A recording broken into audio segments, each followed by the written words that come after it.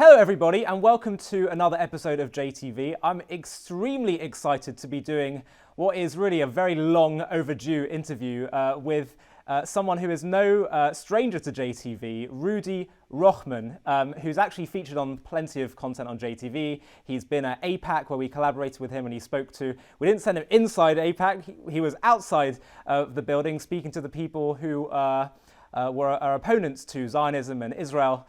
And that really is one of Rudy's many strong abilities, which is to communicate and talk to people who don't think the same as him and myself. And it's long overdue because I'd actually like to just have a slightly more calm conversation with him rather than always see him talking to someone who opposes him. Although, to be honest, Rudy handles himself so calmly and in such a collected way that I doubt there's going to be too much difference in terms of tone. But I really want to take this opportunity to talk about a bunch of different things that Rudy has just a lot of insight and perspective and strong cases to be made on so many important subjects that a lot of Jewish people and Zionists really care about. So, first of all, Rudy, thank you so much for making the time to speak to us from Israel. Thank you, Ollie, for having me. It's a pleasure to always work with you with all the JTV collaborations we've made, and hopefully we'll have more to come. And also, it's great to be on here as your personal friend. 100%. Let's jump into some Israel-related content now, which is... actually, before we even dive in, I feel like I'd just like to spend a minute, just because I've heard your story, but I want to know just briefly if you could outline what your background is, what your story is, and why you've come to be so passionate about Zionism. Sure. So I was born in France. Both my parents were first generation born in France as well. My mother's side had to flee from Morocco in 1948. There was a massacre of the Jewish village in Oujda. So they fled to France. On my father's side, they survived the Holocaust by fleeing from Poland to France and hid in the attics of the war. So both of my parents were first generation born there. At the age of 3, my family decided to move to Israel. Then at the age of 5, my family decided to move to Miami. So I grew up really hopping around all over the world. I've lived in Miami, New York, LA, Palo Alto, France, Israel. My family also spent a year and a half in Singapore. And because I moved to so many places, very quickly I started to develop questions of who really am I and where am I really from? Because whenever you go to a new place, you have to introduce yourself, you have to say where you're from, and apparently wherever I was being asked, I was supposed to give a different answer. So in Miami, I was labeled the French kid, and in France, I was the American cousin. And I'm also Ashkenaz and Sepharad, and I'm like Moroccan and Polish, and all these different identities all mixed together. And I'm always supposed to give a different answer depending on who's asking me that question or where that question is being asked. And already I had a frustration very early on with having to give some answer based on someone else and not the answer that I connected to. And things started to change for me around the age of 7. I actually took a trip to London with my mom and my younger brother. And we were kicked off of a bus for being Jewish. And that's the moment that everything changed for me, because I realized it didn't matter where I was born, grew up, lived in, traveled to, resided in. I was a Jew. And by being a Jew, it meant I was part of a nation, a Jewish nation, Am Yisrael, the nation of Israel, the children of Israel, the Hebrews, this same people that we all refer to, because technically I'm not from the tribe of Judah. I'm from the tribe of Levi from both sides of my family. So why am I a Jew? Well, because Jew is the synonym for the nation that I belong to. Mm-hmm. And so I started to see myself as being a Jew as part of the nation of Israel. Joined the army in Israel when I was 17. Then went to the U.S. To do university. I was at UCLA and Santa Monica College for a bit, and then transferred to Columbia University. Started my activism there, created a grassroots students movement to be able to stand up for Israel and not to be something that's left-wing or right-wing, which eventually grew into something that's around 50-something campuses today. And my work continues along this path to empower the next generation of Jews and allies to be ideologically and intellectually strong, to give them the tools to do so, and also to create something in Israel that allows the ideological tribes that we've become to come together. So bridging the gaps between the right and the left, the religious and the secular, or even Israelis and Palestinians. Mm-hmm. And that's a large part of my work as well, what I do in Israel. That's a really unique story, and I think it's quite remarkable, even to hear of you actually being kicked off a bus. Was it who was it that did it, that kicked you off because you were Jewish? Like, it's quite rare to hear that level of overt anti-Semitism, in France. Well, this actually happened in London, and I don't Oh, think sorry, it's London. rare at all for it to happen in London or in France either. I mean, just recently there was a Jew that was stabbed less than a week ago in England. So this is something that happens quite often, where Jews are being targeted, and oftentimes they go unreported. Most of the times they're not recorded in the media, so they don't go mainstream. People don't hear about it, and it only circulates within the Jewish community. So basically what happened is my mom had a shirt that had Hebrew writing that she got from Tzfat, which is a city in the north of Israel. And when we got onto the bus driver noticed that my mom had the shirt on, asked her if it was written in Jewish. And she said, no, it's written in Hebrew, but that's the language of the Jewish people. That's what you're asking, because, maybe some people are ignorant and don't know that Hebrew is our language and not Jewish is our language. And he proceeded by saying, oh, you guys are Jews? And my mom said, yes. He's like, get off the bus. I don't want any Jews on my bus. My mom refused. Then he got up, took my mom, and threw her off. And that Rudy, what year was really this? Shocked me. What year was this? I was 7 years old, so around 2000. Wow.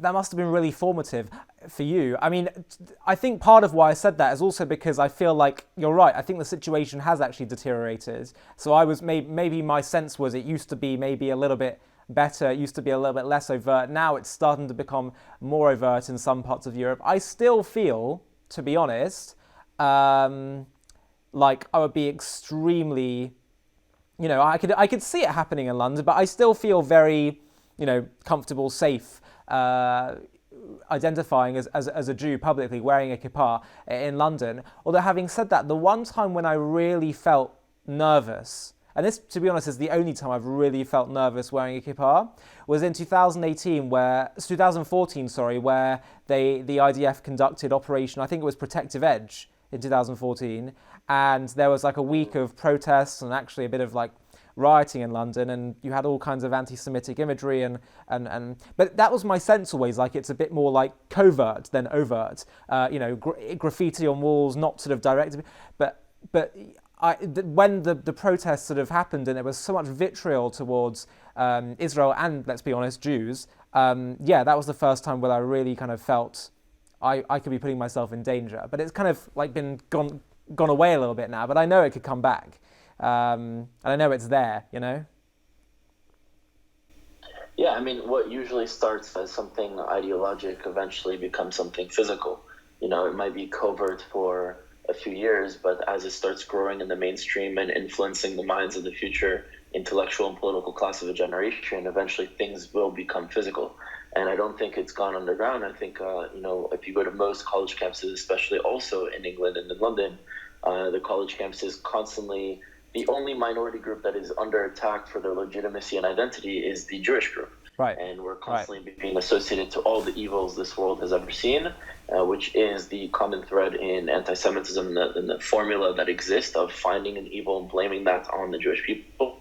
And it's happening, and attacks are happening. There were shootouts in synagogues in the U.S. There were, if you go to places in France or in South America, you have to have the military of those countries outside. Yeah, but Rudy, like the Jewish community centers, the grocery shops. But even on campuses, I can't see them like, the campuses. It tends to be in those synagogue shootings you talk about tend to be more far right kind of incidents or alt right, whereas campuses it tends to be more far left, where they at least try to keep the veneer that this is not about Jews. So that's why I'm saying overt, get off the bus because you're a Jew. I guess that wasn't happening on a campus, so I guess it makes more sense, but it still is, to me, a bit like, wow. Yeah, I mean, anti-Semitism exists from the far right to the far left. To the far right were the evil communists, and to the far left were the evil capitalists. So, yeah. In all extremes, and unfortunately populations are going to their extremes. There's no more central basis. There's no more, speaking to someone that is either from the right to the left or to the left to the right and finding common ground. The other side becomes the enemy today. Yeah. So I actually wanted to talk about what the key arguments to make in terms of Israel, but actually I feel like we have to start with something else, which is following on from this about anti-Semitism, which is, and the question of how it sort of can morph and chop and change between that and anti-Zionism. And I know you and I both believe that they are very much part of the same package. But my question is, you get throughout the Western world, to be honest, a lot of people who would call themselves moderates. They typically tend to sort of be, they'll call themselves like, in the centre, maybe centre-left, maybe even sometimes centre-right. And they will always sort of pay lip service to the fact that they support Israel and that they, want a two-state solution, as they call it, and they believe all that kind of stuff. But I've always found that some of these people, it always seems to me like whenever the chips are down and Israel is in need of support or, saying that they have the right to self-defense, all that kind of stuff, some of these people, they're nowhere to be seen, or they're just condemning Israel. And I suppose what I'm asking is, do you think that when you see real vitriol towards Israel, especially from these kind of self-described moderates, I know it's much more likely to be anti-Semitic when it's people on the far left or the far right, but these self-described moderates and politicians who behave in this kind of way, do you think they also, you would describe it as some kind of conscious or unconscious anti-Semitism that's really going on? Well, first of all, you mentioned two-state solution. I'm completely against any form of the two-state solution because it does not allow either population to we'll get onto that aspirations or to end the injustice they experience. But for the politicians that are center-right or center-left, first of all, we have to understand that politicians have interests. Their interest is to get reelected. Their interest is to say things in order to get support, in order to not to be hated by the public, for the most part. So if someone says something, well, I support Israel, but it's sort of like, okay, well, I don't want to seem anti-Semitic by saying that every nation has a right to self-determination except the Jewish people, but I will use my time and my breath and my energy and my actions to put Israel down and condemn Israel in order to be liked by a growing movement among the youth, which is very popular to be against Israel. So, it's just a position that they take that's functional to achieving their agenda and to, gaining popularity. But I don't necessarily blame them because at the end of the day, the vast majority of the information coming out on what is Zionism, on Israel, on all these things, even Jewish rights, it's coming from those who are anti-Jewish, anti-Israel. So if we ourselves were the ones controlling that conversation, narrating our story and being able to communicate to the world, then maybe they'd have different conclusions. Whereas they see something on their social media, on the news, in the newspaper, and their professors, in the workplace, all their friends, their families saying the same negative things about Israel, what do we expect them to have a different conclusion? No, we have to be able to reclaim the narrative and be able to speak in a language that communicates our message to the generation that is currently in power and also the next generation that will one day be in power. Okay, well, fine. So so you're saying it's more just political expediency, generally speaking, because that's what a lot of politicians are these days, and how they operate. So let's just then switch to this question of what do you think are the most important messages that Zionists need to be getting out about Israel's story that you think is missing? Yeah, so first of all, we always need to define the terms. Often I debate with individuals who claim to be anti-Zionist.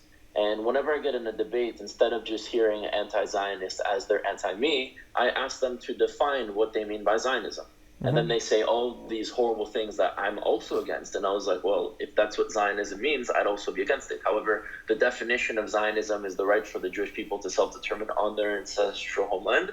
That's the definition. And that is what everyone who is a Zionist identifies with. Meaning you can be a secular Zionist, a religious Zionist, right Zionist, left Zionist, social Zionist. There's all different strands and streams of being a Zionist, but it has nothing to do with the core concept of the right for the Jewish people to self-determine. So it's very important to define the terms from the get-go so that you can communicate to the person that you're speaking to, whether an individual or the masses, for them to understand actually what you're saying and not to get caught up in a term that you both are saying different things. And then it's important to be able to narrate our story with a language that people can understand and have, more depth in. What I mean by that is, we both grew up in a very pro-Israel, Zionist, very strong Jewish families and backgrounds, communities, schools. And we were always taught, especially in the diaspora, these great things that Israel does. Like, it's a democracy, it created the cherry tomatoes, it created ways, startup nation, it survived all these horrible things, and even across all these different enemies attacking Israel, it still came out on top. And none of those answers actually answers the question that is being asked today in intellectual spaces. And the question is, who are the Jewish people, and why do they have a right to exist in Israel? And none of those are the answer. The fact that we're a democracy, first of all, I don't expect anything less from the Jewish people than to have a democracy. If anything, I expect us to create something better than a democracy, something more, in a way, representative toward the population that has more equality, that works better. If anything, I'd expect the Jewish people to do that. However, let's look at countries like Jordan and Singapore and China and Thailand that are all not democracies, right? Some of those are monarchies, some of those are kind of semi-dictatorships, and no one is questioning their right to exist. So we have to stop using answers that don't answer our question and actually just make ourselves feel good of our country. The question is, why do you have a right to exist, not why do you like Israel? And I think the answer to why does Israel have a right to exist in the language that the younger generation, which is a generation that cares more about depth than superficial answers, is the story of Israel is the story of a 4,000-year-old native population that came from the land of Judea, that were forcibly displaced from the land by a Western white imperial nation called the Romans. Even during their displacement, they maintained a constant presence in their land, where there was never a moment in history without the Jewish people in their land. And during the 2,000 years where we were displaced, we went through persecution, exterminations, and oppressions. And after 2,000 years, we created the most successful indigenous liberation movement that ever existed, where it's the first time in history where a native population were able to revive their civilization, kick off the colonial force, revive their language as well, and declare liberation. And that's a story that when you tell it in that way, people will be like, okay, now I get why you have a right to Israel and why it's a story that's filled with justice. Because it's the Native Americans succeeding, because it's the Tibetans succeeding, because it's the Aboriginals and the Yazidis and the Kurds and the Coptics and the Maoris and all these native populations that the world claims to support, especially the left. It's the empowerment model of their future success was done by the Jewish people liberating their land from the British, not from the Arabs. What happened after is ethnic conflict between Arabs and Jews. What Israel did in 1948 was liberate their land from the British occupation.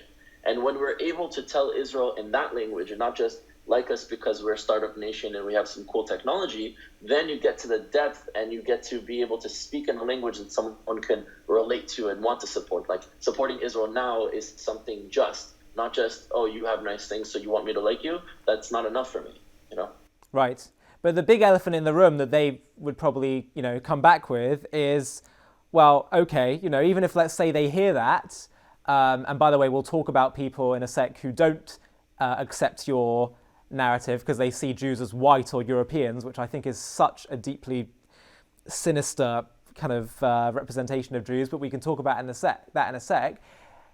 The obvious thing that's missing that they would come back with is they'd talk about the Arab Palestinians who have been displaced, and they might let's say they even accept that you say Jews are really the have a greater claim or they're indigenous. They'll say, we don't like what's happened, that there's been so many displaced, and we want some kind of self-determination for the Arabs that were living there. Maybe you'll have to also talk about the fact that they see Jews as white as European in this discussion, because I think that's a big part of why they'll always not fully embrace your narrative, because for as long as they see the Jews as, even if they might accept the whole indigenous thing, for as long as they see the Jews as in some way more the oppressor, the European, the white or whatever, which is part of their sort of, I don't know, sort of neo-Marxist worldview, then I feel like you can't really make any progress with them.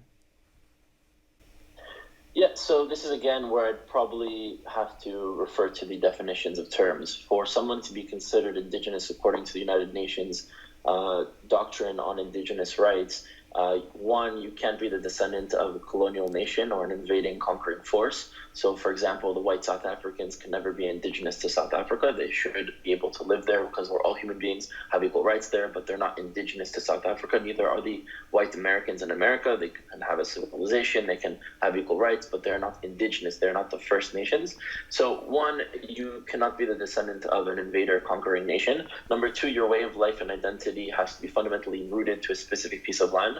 So for those who've seen the movie Avatar, for example, imagine that relationship of a land to a population, to a species, to a group of beings to their land. That's the relationship indigenous peoples have to a land. Number three, you maintain a constant presence in that land since the establishment of your civilization, their native civilization. And number four, there's a collective governing body that has voted to self-identify the collective as indigenous. And we have the World Zionist Congress, which represents all Jews around the world. And in the previous World Zionist Congress, we had voted for us to collectively now self-identify as indigenous. So it's not a question or an opinion if Jews are indigenous. We look at the history of the land and our connection to the land doesn't, and archaeology says the truth. But when we're talking about Ashkenazi Jews, for example, first of all, it's important to understand that there's not only Ashkenazi Jews out there in the world, right? 50% of Israel is not Ashkenazi. There are Jews that have been displaced in Northeast India, in Yemen, in Morocco,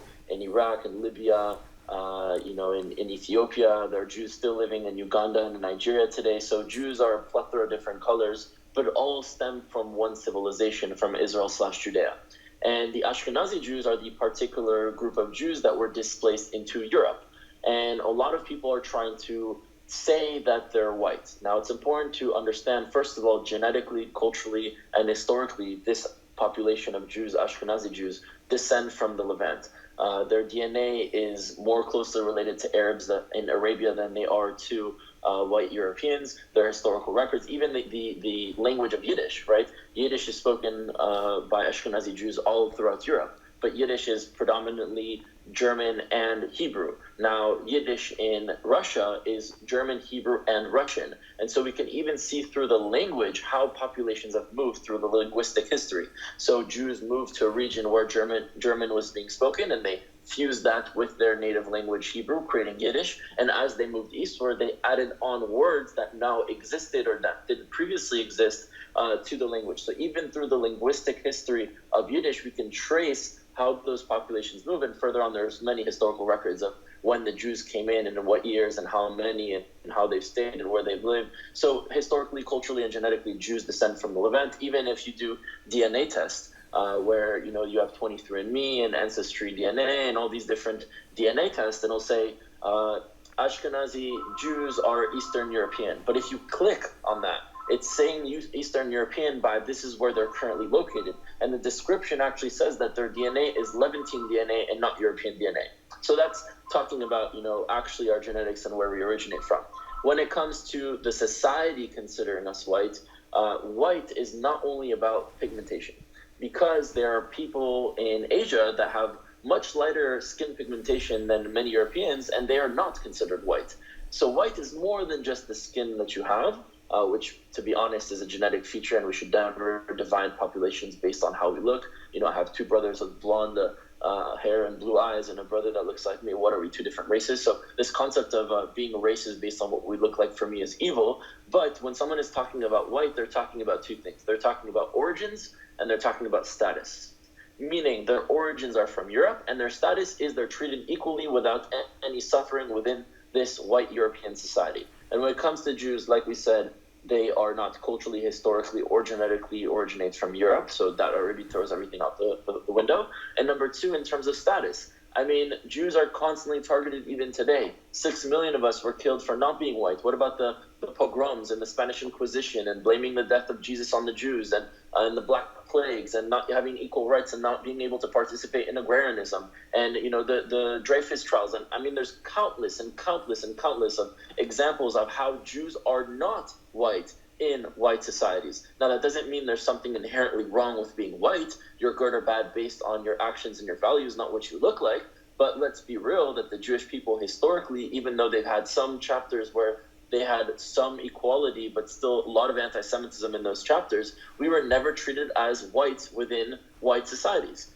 So when we're talking about Jewish self-determination, it's a liberation of this population back into their land. And there's a lot of people that try to mix in things without context. So let's talk about displacements and deaths of Jews and Arabs during the wars that we fought. Those are displacements and deaths that happened on both sides. So to care only about one side suffering or one side being displaced or one side having casualties and not the other, well, clearly there's a moral issue there, because you should be against the suffering of any human being and against the injustices committed against any human population. So to care only about the suffering that is happening to the Palestinian side is already wrong. On top of that, there are thousands dying right now in Syria of Palestinians. There are Palestinians by the hundreds of thousands in refugee camps in Lebanon, Palestinians without equal rights in Jordan, which make up 80% of the population in Jordan. There are Palestinians suffering on the border of Gaza and Egypt, and no one is talking about those Palestinians. So it seems to me that people care only about using the suffering of Palestinian suffering only when it can be used out of context, and only used when it can be attacked against Israel. Of course. So that's number one when it comes to suffering. But all that suffering, which is unjust and should have never happened, happened in the context of what? Happened in the context of a war. So we need to understand that if there was no war, if in 1948 the surrounding Arab countries did not attack Israel, there would have been no displacements or deaths on either side. If in 1967 the surrounding Arab countries did not attack Israel, there would have been no displacements or deaths on either side. If in 1973 there would have been no attacks against Israel, there would have been no displacements or deaths on either side. So it's very easy to take the consequences of an outcome that was caused by another nation, a few nations, well, not the entire population, but the leadership at least, that waged to ethnically cleanse the Jewish population, and to blame those consequences on the side that was attacked is completely manipulating the situation and not caring about finding resolution. Now, in terms of talking about, okay, well, I guess maybe the Jews are the indigenous population, but there is also Arabs that have been living there, and they also have a right to the land. Well, we all have rights to lands because they've been living here, so they own homes and they should have a right to live here equally. So let me give you an example. If one day, B'ezrat Hashem, I'm able to go to Saudi Arabia and I'm able to buy property there, and you know what, I just want a vacation house, and I decide to go and I live there for a little bit, does that make me indigenous to Saudi Arabia? Does that give me a claim over Saudi Arabia? Does that make the Jewish people now, for a few people, have a right to take a part of Saudi Arabia and create a country? No, because although I have a right as an equal individual, which anyone should be treated with equality in whatever civilization they live in, that doesn't make me a part of a collective that is indigenous to that land.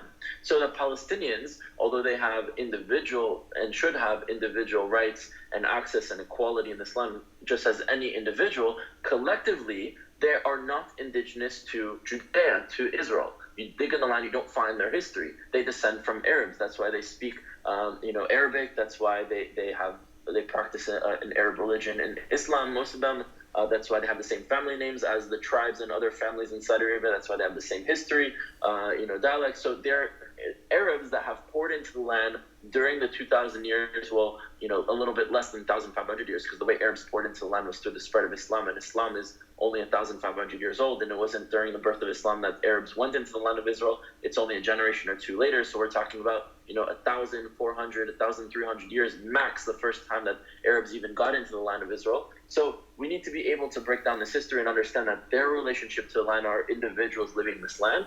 But collectively, what do we say about indigenous? You cannot descend from an invader nation. The Arabs were an invader nation. Number two, your way of life and culture has to be rooted to a specific piece of land. Their way of life and culture is not rooted here as a collective. Individually, of course, they could have been born there and have an experience there. My grandfather was born there, absolutely, as an individual. But collectively, your collective is from another land.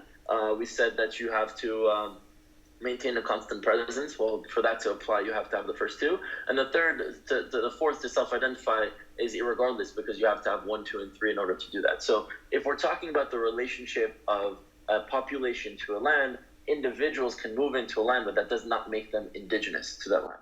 Okay, so 2 questions I want to follow up with. Number 1, why aren't you applying that same standard to America and basically say Native Americans come into Manhattan and they say, we want this land, let us have it? And number 2, do you believe in any level of Palestinian Arab self-determination?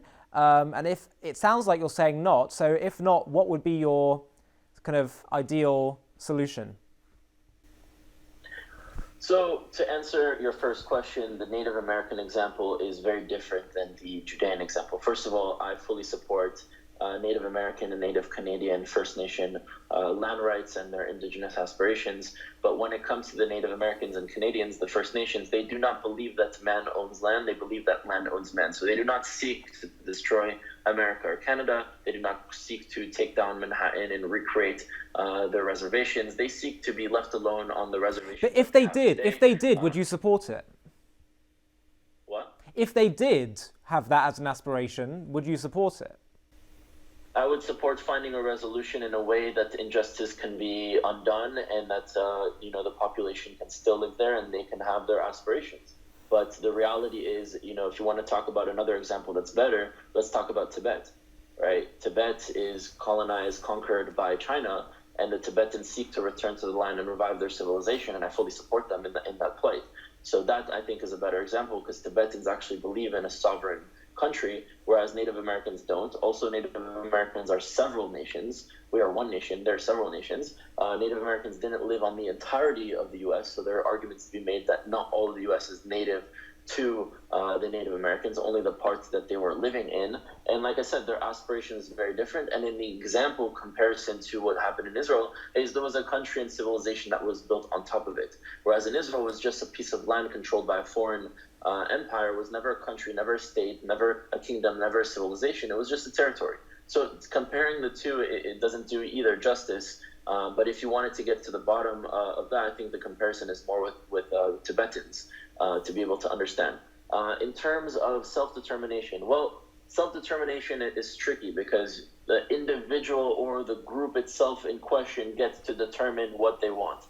Self-determination can be good if it's just, and self-determination can be bad if it's unjust. So, a group of people can somehow pop up in London or in America or in Israel or in Africa or in China or, in all sorts of places around the world and say, oh, we collectively decide to self-determine and do X, Y, Z, which is bad. That doesn't mean that we need to support any form and every form of self-determination.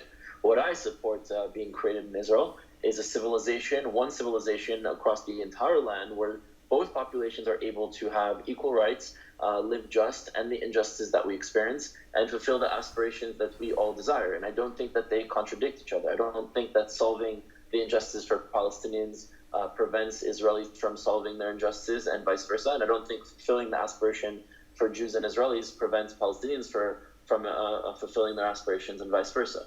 So I do believe in a future where there's one land, one civilization. I don't call it a one-state solution because that's too simplistic. It could be a form of federation plan. There are many theories in which how it can come together, but we need to focus on building that reality together. And the analogy to describe the situation, because oftentimes people come to me and say, oh, well, what's your solution? What's your solution? What's your solution? First of all, I'm an individual. I don't represent the Israeli population, the Jewish population. I'm a Jewish and Israel rights activist, but I'm an individual and I don't have the answers to all questions. However, the way that we will eventually find a solution is by putting work into it. So the analogy that I often use is if I'm an artist, right? Let's say I'm a painter. Before I create my masterpiece and choose the frame that I want to use over that masterpiece that I created, the first thing I need to do is pick my canvas, the size, the texture. Then I need to pick what type of brushes I want to use, the thin ones, the large ones, the thick ones, and then what kind of paint. And then I start coming up with an idea, and then I paint, and then I mess up, and then I fix it. I put the final touches.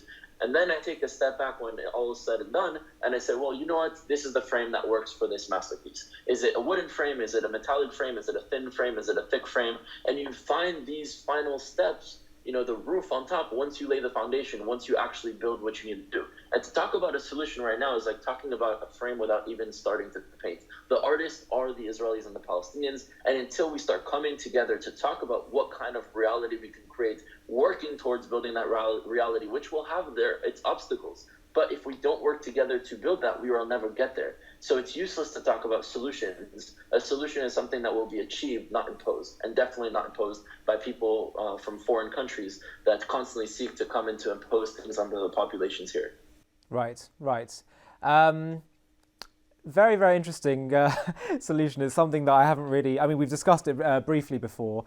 I find it hard to see how that satisfies all parties, because the claim at least seems to be from the Arab-Palestinian side, some are saying we want the whole land, but then the more moderates are saying, they're saying we want our own state, and that's how we imagine self-determination. So it sounds like you're saying, no, that's not what you want, or that's not what will give you justice. And they would respond by saying, well, it is what we want. So to answer to that, first of all, I don't think that the PA or Hamas are representative at all of their population. PA is, I think, on their 15th year of their 4-year term, and Hamas is probably on its around 10th year of their, whenever they were elected in 2005 after the disengagement of Jews from Gaza. They don't represent the population, so we can't take their position as representative of what the people actually want. I'm part of a movement in Israel called Habayit, which brings local Jewish and Israeli activists and local Palestinian activists together. And what I mean by activists, I mean like people living in refugee camps, people living in Area A and Area B, and are the local leaders of their community. So when you go into a village, a kfar, of the Palestinians, and you ask the people, who is your leader, who is your representative, they will point to that individual. So these are the real leaders of the people, not just those that are in dictator positions of power. So when we get those people with Israeli activists and we actually have conversations, we're able to break down that the only reason that the majority of Palestinians have been pushing for an idea of a Palestinian state is when it was imposed on them. In the partition plan, there was never any sort of aspiration to create a state collectively as a Palestinian. I mean, you have the Grand Mufti saying certain things, but besides him, for the most part, Palestinians just wanted to live in the society that they were living in. They just wanted equal rights. And so oftentimes when they're talking about a Palestinian state, this is a way for us to get what we want. But what they really want is what they really want, which is equal rights, access to movement. I completely am against the two-state solution, and if Palestinians are against it too, I'd fight with them against the two-state solution, because they should have a right to be able to visit and to travel or to move and to live in Akko and in Yafo, and I should be able to go and move in Shechem, which is today called Nablus. Do you have any to all access this land? Do you have any sense of, maybe from polling, what percentage of Arab Palestinians just won't accept a Jewish state?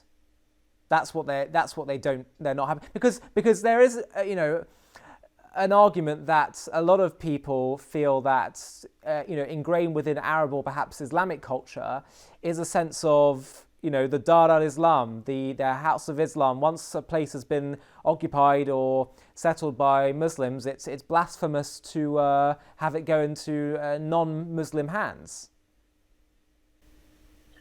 Yes, at the same time, within the Quran, it says a lot of, simultaneously good and bad things about Jews. Funny enough, when the Jews are bad, we're called Jews and Yahud, and when we're good in the eyes of the Quran, we're seen as Bnei Israel, which might have some symbolism for us to understand the decolonization process. However, regardless, the conversation right now in the land is not something religious. I can't give you statistics. I'm not going to ever make up any form of statistics from my personal experience working with these individuals, working with so many leaders of the Palestinian population, having so many dear friends. They believe that they need to live in a civilization that is Palestinian enough for them, meaning that they have their dignity, they have equal rights of movement, they have equal access to resources, representation, all these things that they require. So that's what they mean by wanting the state to be Palestinian enough for them.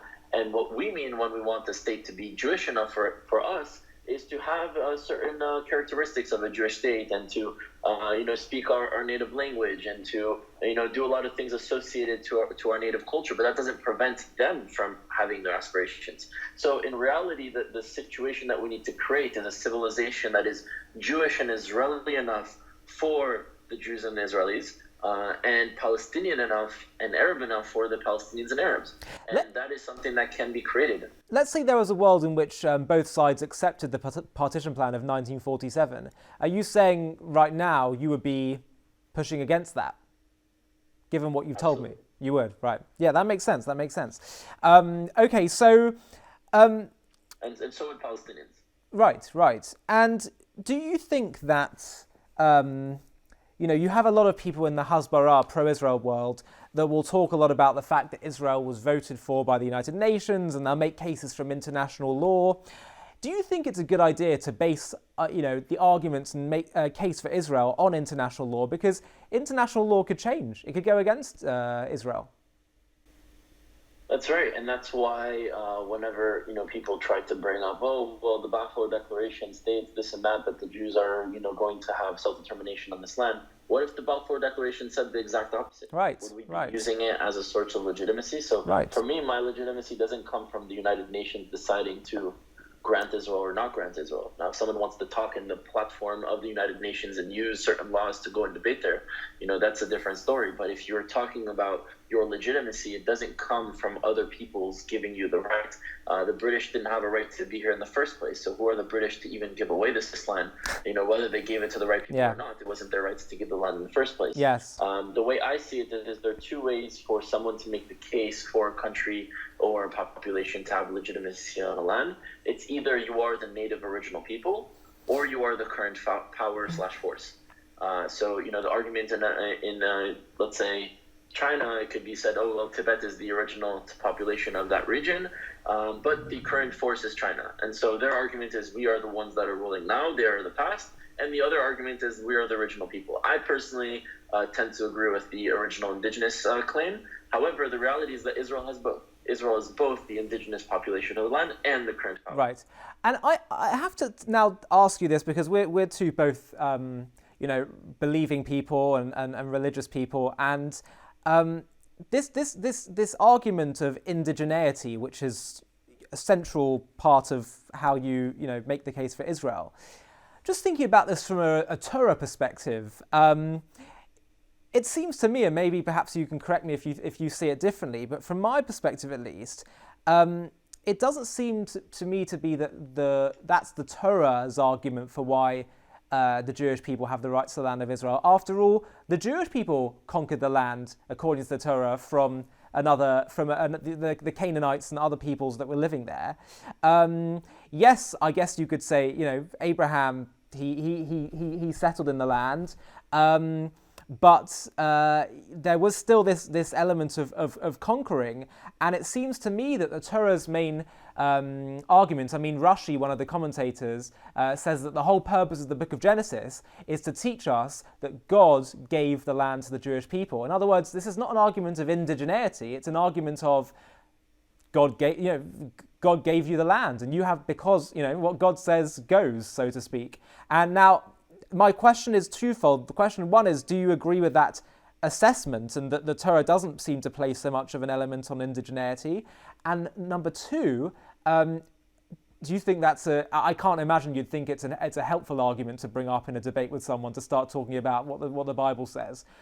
So two-pronged question.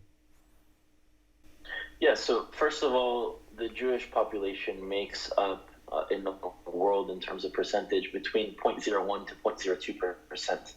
And I would even say that half of that population, of that Jewish population, 15 million, don't believe in the Torah and Hashem.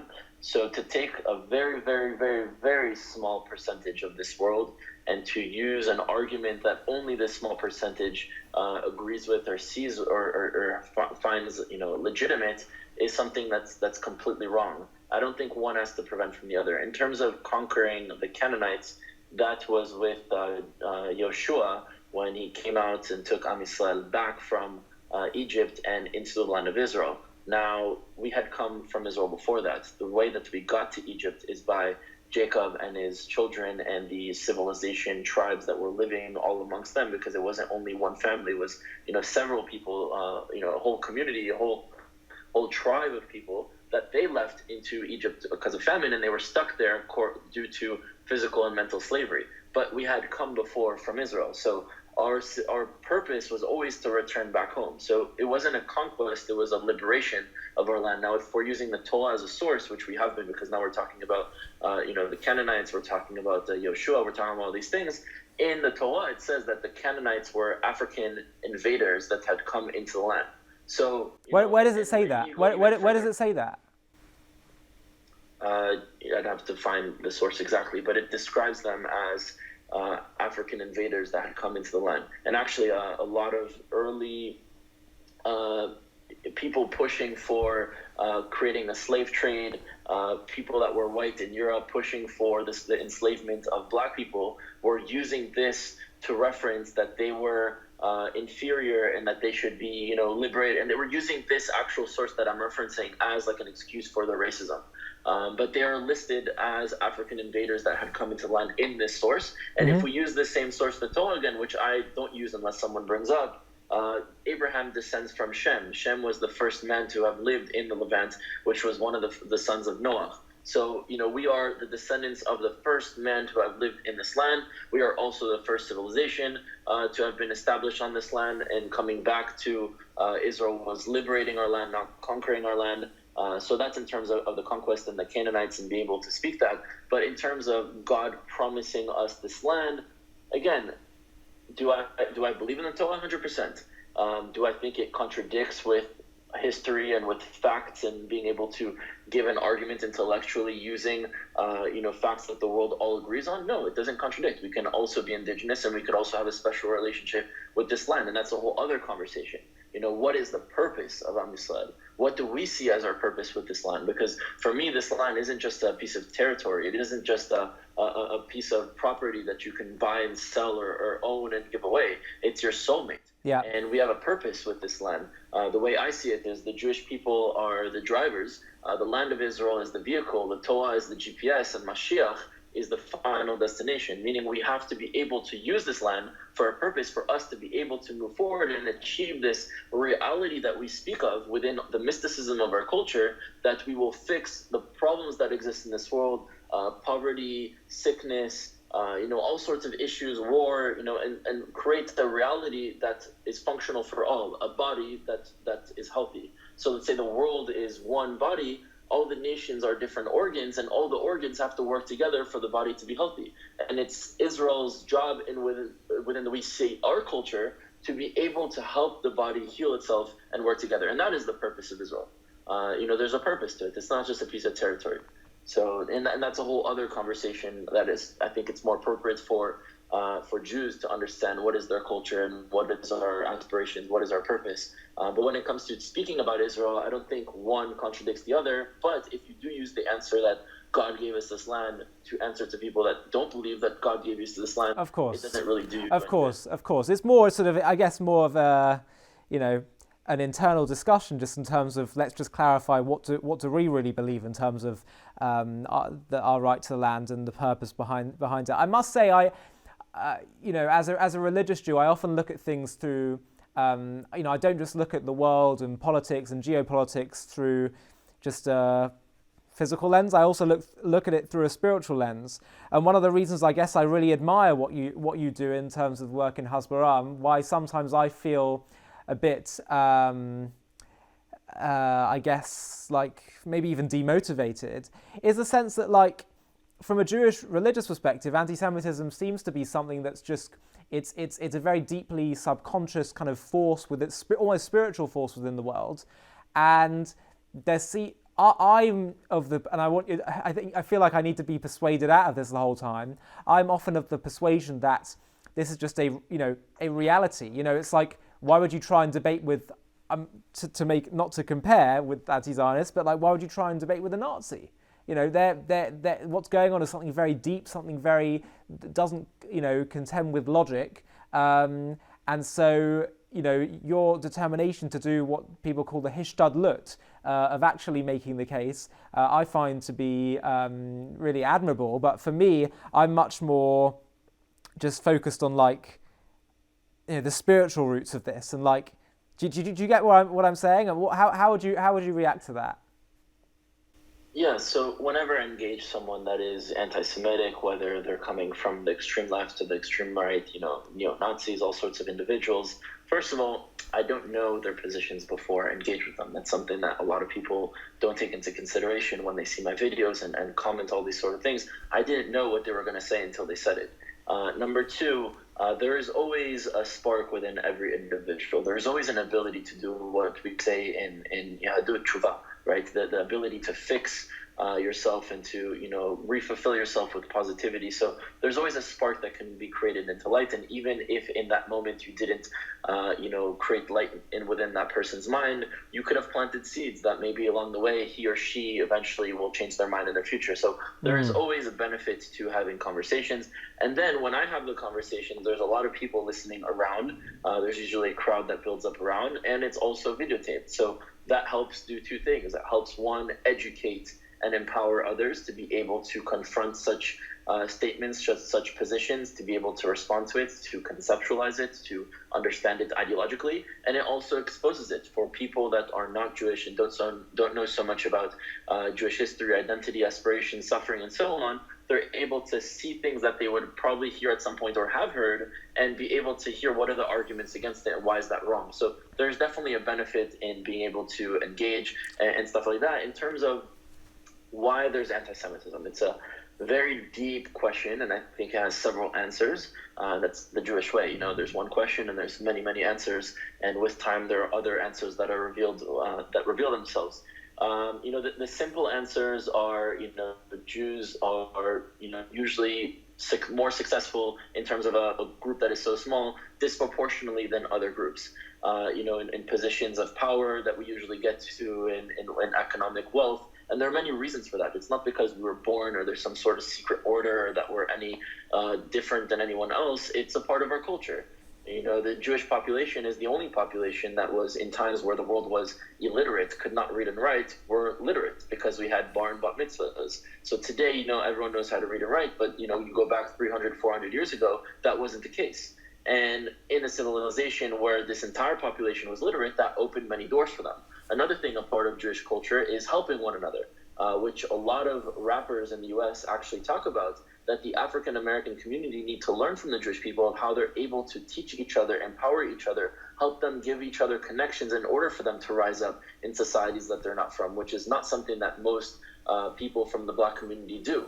It's something that I hope that they're able to eventually achieve, is helping one another rise up into positions of power or to become successful. Also, another thing that we have, and maybe existent in other cultures, is the Jewish mother and Jewish father obsessing over their children and telling them, you can have the world if you want, you can be whatever you want, you can be the doctor, you can be the lawyer, I have high expectations for you, I'm going to put you in all the best classes, give you the best opportunities. And this is not every single Jew. Of course, there are many Jews that are bad, there are many Jews that are not successful, and there are many Jews that weren't raised right. However, for the most part, we are and we were. So this plays a huge role into that, and the response to Jews being disproportionately more successful, if you look at terms of demographics, there's a lot of jealousy that is created. There's a lot of anti-Semitism that is created also with the question of dual loyalty, right? Because often it comes up, are you French or are you Jewish? The Napoleon asked the famous question to the Jewish community, are you Jews living in France or are you French people that are Jews? Meaning that when we fight Germany and there are Jews in Germany, you would be willing to fight them.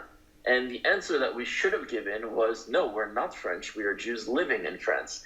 And although we can be a part of the civilization and society that we live in, and of course, respect the civilization and society that we live in, because that is a part of Jewish culture, to respect other places when you're a guest or whenever else, and have equal rights, that doesn't mean this is where you come from. I can give you a little example of a little experiment that I did for my family to see the answer, because most of my family lives in France.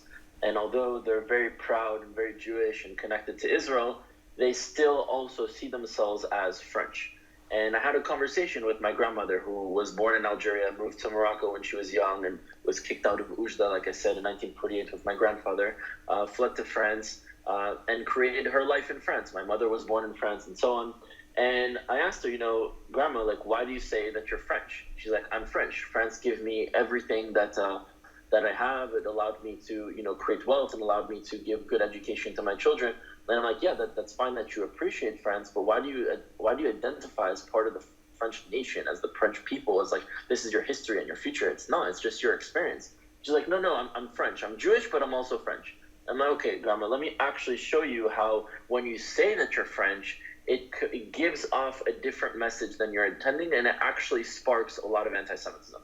She's like, what do you mean by that? I was like, okay, if you have to go to the market and you need to buy an avocado, and you see an avocado made in Israel and an avocado made in France, which one are you going to buy? She's like, the one made in Israel. I was like, okay. if there's a war, let's say France is fighting in a war and Israel's fighting in a war, and it's not even a war against France versus Israel, it's just there are two different wars being done simultaneously. And your son has to be drafted, but he has the choice to go and draft and fight for Israel. Which one would you tell your son to go? She's like, fight for Israel. Okay.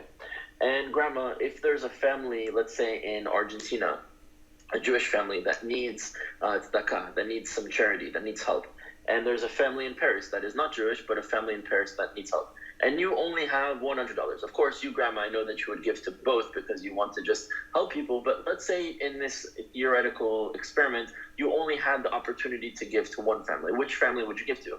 And she said the Jewish family in Argentina, which is understandable. We're family, right? You know, that like what you would help your son or your daughter before you would help a stranger. It's normal. It's nothing. That doesn't mean you won't harm on to a stranger. You wouldn't help a stranger if you have the opportunity to do so. And I was like, you see, grandma, that when you're communicating in theory that you're French, but in practice you're not. And when people that are really French hear that you say that you're French, but see that you're acting like you're not French, then they have the question of dual loyalty. Whereas if we were honest from the get-go and we were saying, no, we live in America, we live in England, we live in France, we can live in Morocco and in Russia and in Africa and in China and all these other places, but we are going to communicate honestly with you. This is not our history, this is not our future, this is not our land, and this is not our nation. We are from Israel, we belong in Israel, that is our nation, that is our history, that is our culture, that is our aspiration, and we choose to willingly live here, and we respect the society and the culture, and we will seek to help increase it and benefit the society that we live in. We pay our taxes, we stand at the line, we don't break the laws, and we actually help to push those societies forward. But we're honest with you, we're from there. I think that would actually decrease a lot of anti-Semitism because there'd be no confusion. The same way you can have someone, let's say from Bolivia, coming to the US on a foreign exchange student visa, and no one is seeing this Bolivian as an invader or as a traitor, because they're very honest that they're Bolivian and they're respectfully coming and legally coming and doing school in the US or in other places, and there's no confusion about who they are. Yeah. So just because you're an other doesn't mean that people will reject you. It's when you are an other and you pretend not to be, that actually causes a lot of confusion and rejection. So that is another big issue that I think has historically caused anti-Semitism. But I think the issue that you were touching on mostly was this greater metaphysical concept of there's always anti-Semitism in this world, which I agree with you.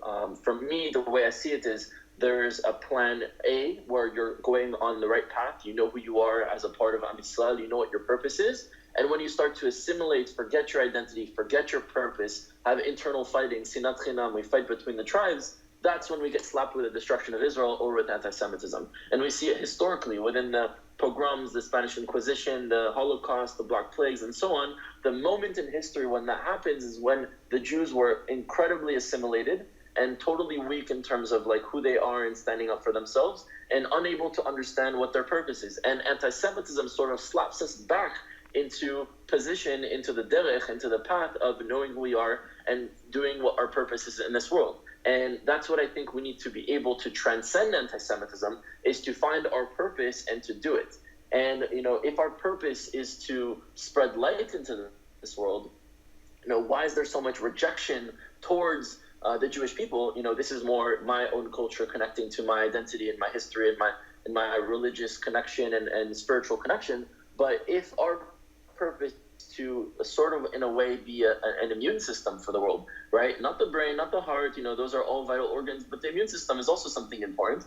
And our goal is to spread light and to fix things where there is darkness and to help people. If we're not doing that, then the immune system is not functioning in the body, and it's normal for the organs to reject that organ that is not working or the immune system that is not working. And that, I think, is why there's always anti-Semitism, because subconsciously there's a sort of feeling that the Jews have this potential and ability to actually help this world, but they're not doing it. And so we're going to blame them for the suffering that this world goes through, that although they're not the cause of that suffering, the reason they see us as the cause of that suffering is we have the ability to change it and to help it, and we're not doing that job. Exactly. And that's what I think is the... Totally agree. And it's like in the prayer service in davening for... I think it's in Musaf during festivals or the new month. We talk about the fact that it says Mipnei Chataim Galini Me'artzenu, because of our waywardness and our sins and our losing focus on what we're all about. That's why we were exiled from the land. So as I say, that's why I feel like people who just are looking at anti-Semitism and anti-Zionism with dismay, without at least, there's nothing wrong with fighting it, but without recognizing that there's a bigger, there's bigger undercurrents happening here, and there's bigger things that need to be done in order to rectify it, which is exactly as you say, being more real about who we are. It's ironic because it doesn't make sense. It's like we think they're hating us for being Jewish, so surely the answer should be less Jewish, perhaps. That wasn't that Herzl's first plan. He said, let's just convert them all to Christianity. But the truth is, you're absolutely right. It seems counterintuitive, but actually when we embrace who we are as Jews, then I think you're right, and there will be less anti-Semitism. I totally agree. Finally, I want to talk about, just before we wrap up, I want to talk about the relation, because you have some things really interesting to say about America's relationship with Israel. A lot of people within the pro-Israel camp, they are, almost obsessed with Israel, America having a relationship, and, praising America. We should be very grateful for the aid that we get from America. It's amazing. But the question is, is it a good thing for Israel to be reliant? And you've actually said you reject it. So my question is going to be twofold. Question one is, do you think that Israel should be, can you explain your position on Israel's reliance on America and what you think about Israel's relationship with America? And number two, are there other alliances which you would want to see and maybe encourage, maybe kind of new powers that are arising? Do you think Israel needs to invest more in that? Can you? Yeah, so first of all, I'm completely against the foreign aid that U.S. gives to Israel.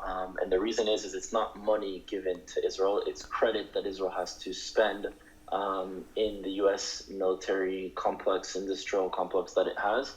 And it makes us completely dependent, and it comes with many strings attached, meaning we can't buy weapons or military technology from other countries without the approval of the U.S. We can't sell military weapons or technology to other countries without the approval of the U.S. The vast majority of our tanks, planes, bullets, magazines, guns, boots, everything is made in the U.S., which forces us to be completely dependent on a sector that is so vital to our survival, which is security. I was one of the first drafts in the IDF. I served in the paratroopers that had to wear U.S. boots. Previously, they had Krill, which was an Israeli company of Israeli boots, and that went out of business because we were forced to expand the foreign aid, and now Israel had to find other places to spend that money, which caused a lot of companies to go out of business in Israel. Wow. And there's an argument that people make, there's so much money that they're giving us, it's actually helping our economy because we can use other money elsewhere. Well, the answer to that is no, because the amount of economy and money that would grow from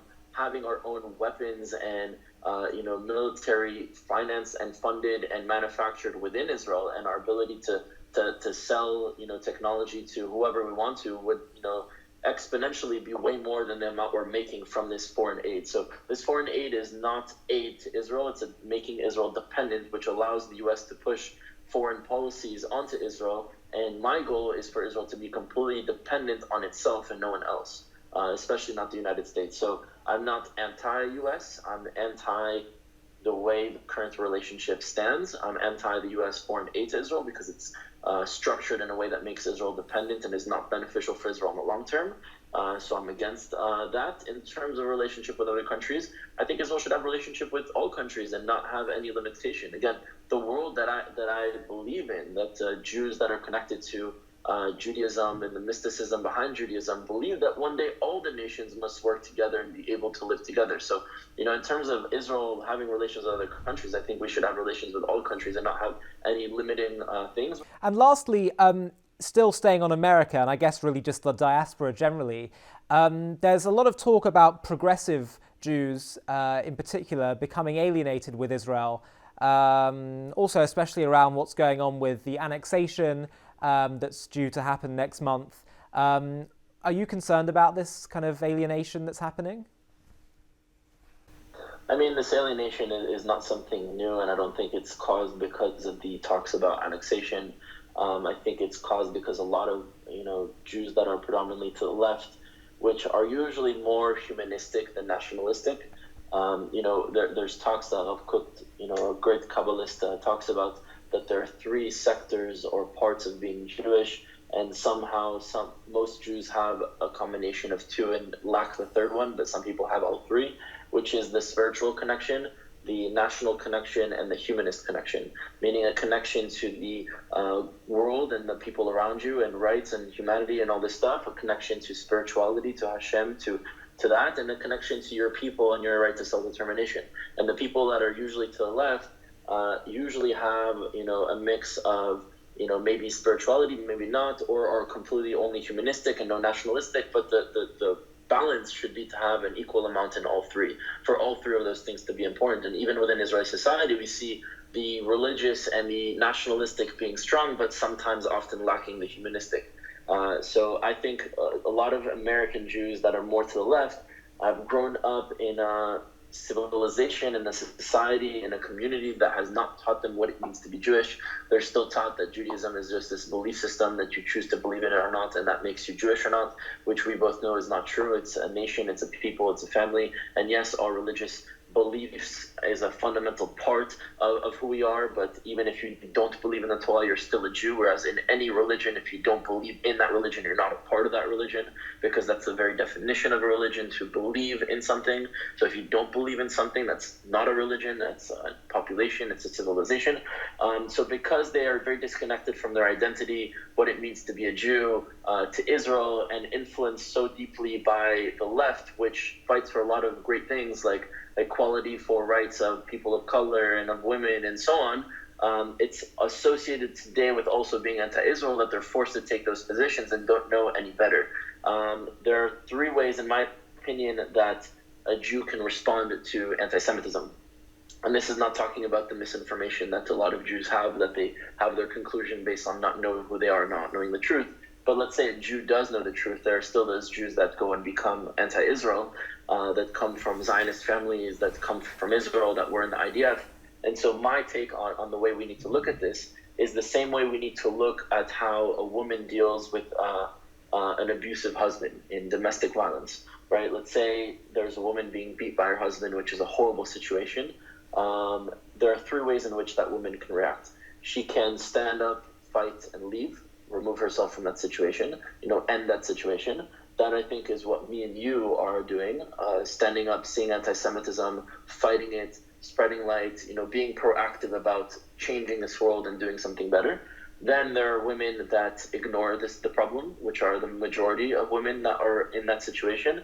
Oh, it's not that bad. They make excuses for it. Oh, no, it was just drunk, or oh, no, he didn't really mean it, or oh, he just lost his temper, making excuses for it, which is actually what most Jews do historically and also currently today in the diaspora. Make excuses for anti-Semitism, pretend it's not really a problem. Oh, it's just this one time. Oh, it's not really that big of an issue. Or let's not really talk about it. Let's, if we make noise, it'll just get worse for us. And then there's the third way to react, which I think is the worst, is oftentimes women blame themselves for that domestic abuse. Yeah. In which they say, no, it was my fault. I shouldn't have done this. I shouldn't have spoke back. I should have cleaned this. Which is just a horrible position to be in. Yeah. And anyone that knows a woman or even a man in this situation should help them get out of there, because they're traumatized, and that's the conclusion due to their trauma. And that's the same thing that happens to many Jews. Because we've been traumatized for generations after persecution and extermination and anti-Semitism that is even, rising today, the conclusion of many Jews, not most, but many, from the far left and even religious Jews like Netori Karta, is to blame it on you. We deserve to suffer. It's our fault that we suffer, or we're going to side with our oppressors. We're going to side with those that seek to destroy us, because that's how we survive. We must be under the thumb of our oppressors. And that is not something that I call a self-hating Jew, like many people like to use. It's more the trauma that has been imposed and passed down. A traumatized Jew. Yeah. The Jews that are, as we say, woke and strong and are able to fight back and stand up to things that are wrong, it's our responsibility to help them, not to shame them. Well, that's a very, very sobering analysis of different approaches to anti-Semitism throughout the Jewish world, and I think a very, very poignant one. So anyway, Rudy, as predicted, you're full of lots of really just insightful arguments, perspectives, and I know our viewers are going to love this content. It's always a great pleasure to talk with you, and we look forward to not just doing more interviews, but also just making more creative content with you on JTV. So thank you again for your time and for all that you do. Thank you for having me, and I look forward to so much more and keep spreading light into this world. To stay up to date with JTV content, click subscribe here if you're on YouTube and hit the alarm bell. And if you're on Facebook, hit the like button, and under following, click